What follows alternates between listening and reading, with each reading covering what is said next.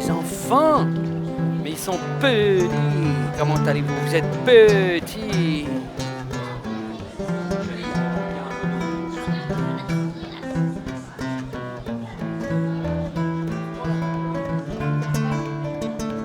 Ouais, enlevez vos manteaux, mettez-vous à l'aise, parce que là, on part pour une longue aventure. Alors, si vous ne comprenez pas tout, ce n'est pas grave. Parce que les mots passent, se déposent et laissent toujours une trace.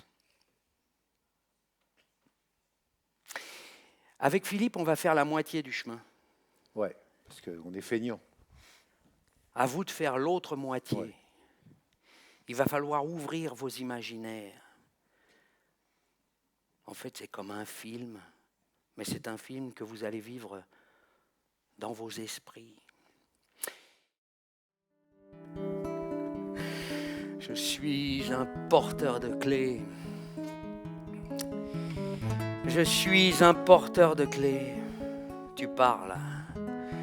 50 ans et toujours un enfant avec la peur en dedans. Et lui, il a peur. Ce vieux paladin que je me trimballe. Maman me l'avait donné il y a de ça des années. Bon, il marche encore très bien. Mais parfois, je me demande... Bon, le public est là, il connaît son affaire, il est là avec sa petite musique, je suis là avec mes mots. Vous êtes là? Vous savez, c'est pas toujours facile de commencer. Bon, avec les années, le métier commence à rentrer, mais chaque fois, au moment de m'y mettre, la peur me saisit. J'aurais tellement voulu appeler maman pour lui crier « Maman, c'est ta faute si j'y suis !»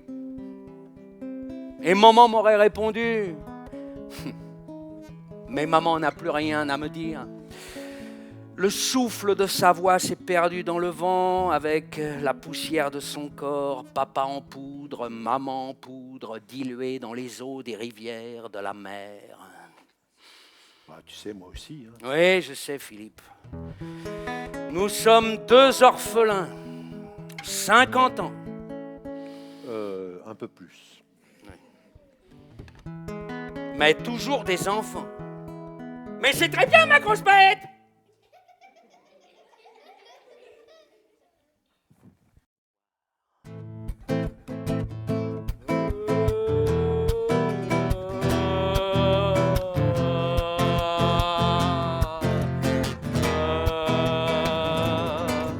Et le monde s'en va, et le monde s'en vient sous les vagues successives. Il apparaît soudain, brusquement renversé, le cul par-dessus tête, un couloir profond, si enfoncé peut-être, et maman me regarde et me pousse devant. C'est par là, ma grosse bête, enfin, c'est évident. Tu en es sûre, maman? C'est tout noir et j'ai peur. Les portes des histoires sont au bout, pas d'erreur. Sont au bout par erreur. Sont au bout par erreur. Erreur. J'en marche alors devant, portant avec moi dans ce couloir sombre, le public en convoi. Mais le sol se dérobe et le couloir repenche, et nous glissons ensemble pris dans l'avalanche. Nous sommes en tas maintenant et les uns sur les autres. Nous nous agglomérons, nous sommes les apôtres de l'histoire qui arrive, et nos esprits se mêlent, et nous tombons encore, tombons dans le tunnel. Ça y est, j'y vois. Oui, nous revenons des années en arrière, dans un autre pays. C'est une plaine immense, un stérile territoire. Oui, balayé par le vent et la poussière. Sous le soleil ardent, une seule route traverse ce pays. C'est une route de terre sèche qui va toute droite.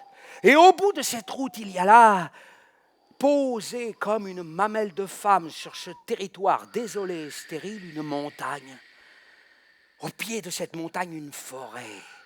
Et là, caché dans la forêt, au bout de la route, 2 grands yeux jaunes.